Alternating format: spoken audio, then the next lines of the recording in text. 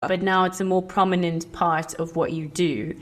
And how did that come about? So I mean, I used to, when I was consulting, of course, I some of the projects that I worked on were in the policy space. Mm-hmm. So I remember doing a project for the FSB at the time because it had the advantage of being independent. So so that did lend itself to providing inputs to the regulators. And I really enjoyed being in that space because, it sort of gave me, it's that perspective of seeing not just the commercial perspective, but also the policy objectives perspective. And of course, that whole public interest role perspective. And then, with engaging within the university and the academic space as well, it also gives you a different perspective on the kind of topics around insurance and access and risk pooling that are so much a part of what we do as actuaries. But, having those wider perspectives helps us to think about what kind of framework is actually appropriate, particularly in the South African context. Yeah. So I enjoyed sort of applying it and sort of feeling that I could use my skills to apply in that way to principles that perhaps would help to expand access. Still a battle at the moment. Sure. But I really enjoyed doing that. And of course, when I was consulting, though, those projects were not necessarily the ones that paid the bills. Sure. So it was a case of having to make sure that I had sort of the bread and butter work, and then that I could also do some of these projects that were groundbreaking. Yeah, I suppose. Yeah. And the sort of policy space that you work in right now, I'm sure that there are conversations around NHI and LCBOs. How have you found that conversation? I'm not necessarily saying what is your opinion on it, but how have you found those engagements? And what do you think actuaries bring to that conversation as opposed to just a legislative view of it? Yeah, I think one of the biggest challenges we have as a profession is to be able to demonstrate that we do have that sensitivity to multiple stakeholder needs.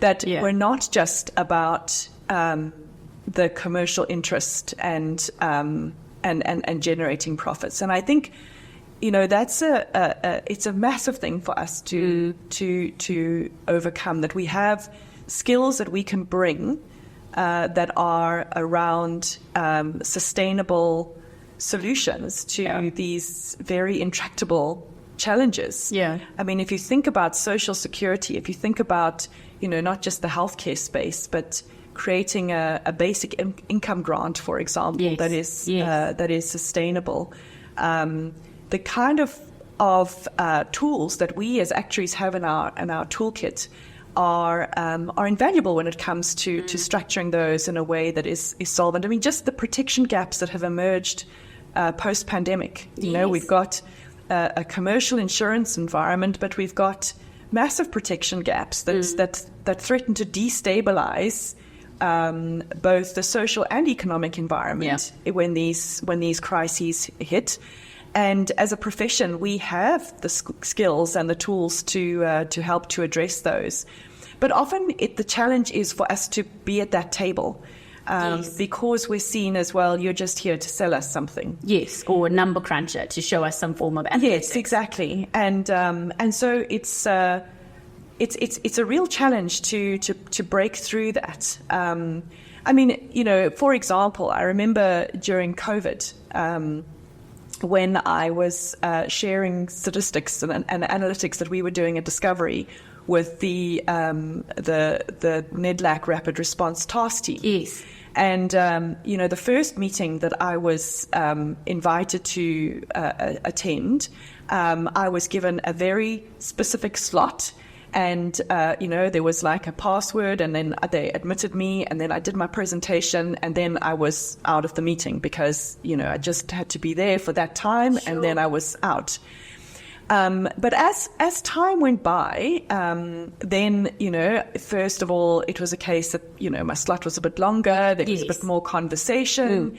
And then later, I was able to attend the whole meeting. Sure. And later still, the meetings were actually moved to accommodate when I could make them. Which is amazing. I mean, that progression is incredible. Of building, by sharing the information in a way that demonstrates sensitivity to, that there's lots of different things we have to balance, and sensitivity to the fact that policymakers have a really difficult task in terms of balancing those things. I mean, I wouldn't have been wanting to make those decisions around lockdown, around mandates, those are really tough decisions to make. Yeah. And I think, helping in a way by providing as much information and analysis as possible, being sensitive to how challenging those decisions are, and being non-patronizing in the way that you present it, then it actually does create the space. Yes. And I think that's the challenge that we have as a profession, is kind of to make sure that we have a seat at that table. I think just adding to that, given a point you made earlier with regard to the communicating and being able to communicate in a non-actuarial way. That's right. Communicate the actuarial story. Exactly. Because we might actually have the answer. Exactly. But if we're not sharing in a way that's appropriate to the audience that we're delivering that answer to, it won't be heard or appreciated. Exactly. Yeah. Exactly. It might actually just get people's backs up. One other thing you alluded to earlier was that you had played roles in the international space. Could you speak to what that looked like? Yeah, so with my role at the Actuarial Society, I was working, as I said, across education, healthcare space. I'd headed up the healthcare committee, and then I got this email. Actually, initially went into my junk mail. I don't know what made me look at my junk mail from Peter Temple asking me if I would stand for president-elect of ASSA, and fell off my chair. Like, I hadn't really thought about being in a role like that. And I spoke to him about it, and he was very convincing. So, I stood for the role of president-elect of ASSA, and I became it, right? Sure. So and that was still when I was consulting. And surely there couldn't have been too many female presidents before. So I was the second, yeah. So Yanina Sosky was the first female president of ASSA, and then I was the second.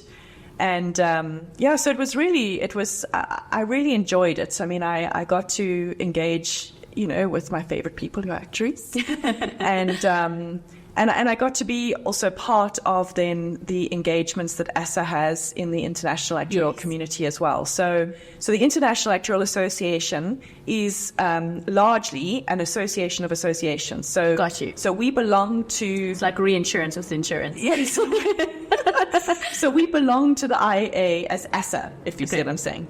So I started then attending those meetings of the IAA, and I was participating in the health committee and the social security committee of the IAA during my time as president and president-elect of ASSA. So that's a 4-year commitment, actually, because you're 2 years as president-elect and then 2 years as sure, that's president. quite a long undertaking. So it is quite a long. It's quite a big commitment, and of course, especially for someone who's self-employed, it was quite a big commitment.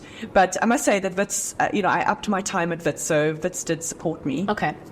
Not that, of course, the academic salary is quite the same as the consulting, but it's support. But it was support nonetheless. So that was great. And then actually, halfway through my last year as president of ASSA is when I got the offer from Discovery for the strategic role. Yeah. And what appealed to me about that role was that all the things that I was trying to do in my spare time around policy and regulations, it was now that would be my role. Okay. And I would kind of have the weight of Discovery's voice Yes, which is a massive player in that get space.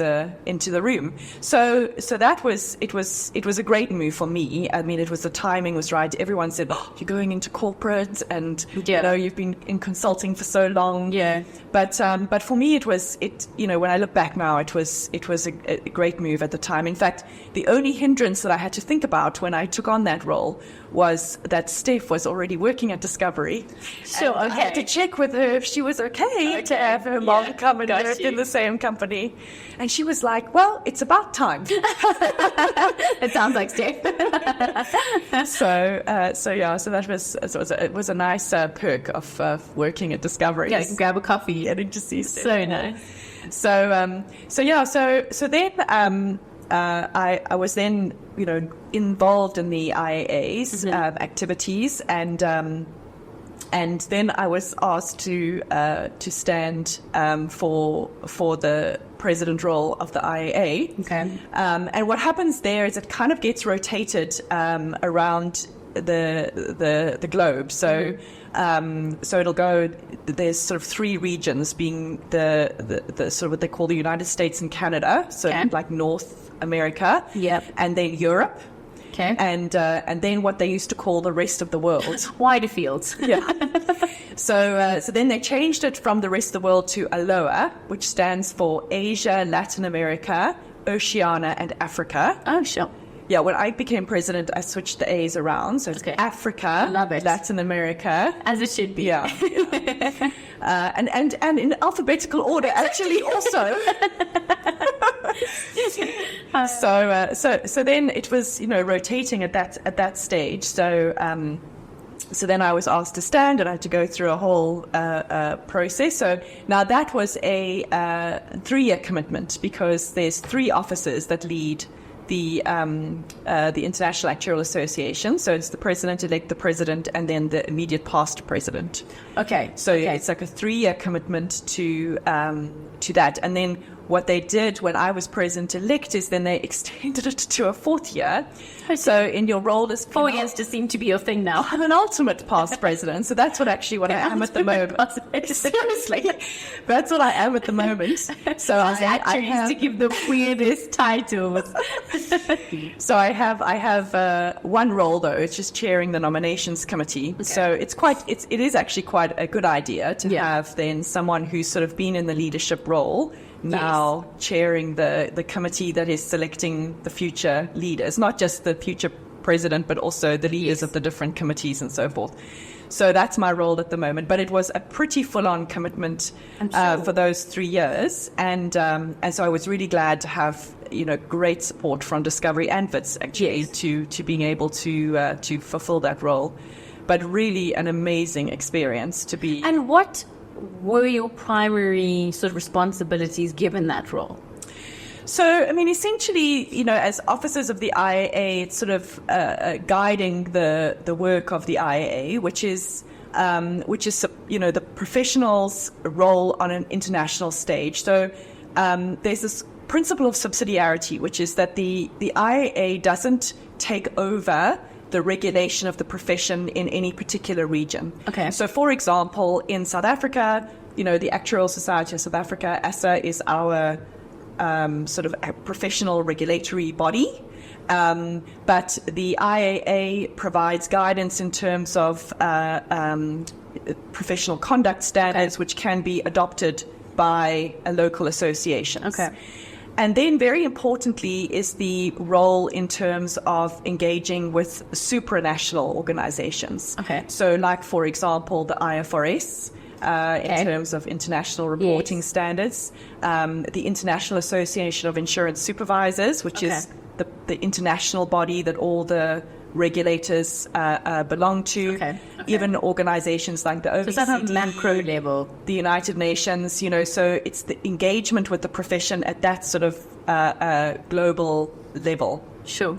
So a lot of it is about the relationships with with those associations, but also as a kind of a meeting place for the profession globally. So where there's opportunities for actuaries from different countries to get together and discuss how they've approached different problems and challenges. It's really useful, that collaboration. Very useful, yeah. So just a platform for sharing, and then undertaking various projects as well. Okay. And then another important aspect is, of course, education as well. So the IAA publishes a syllabus. Again, it's not binding, but it's a guideline, and as a benchmark and a reference point, Yeah. when we as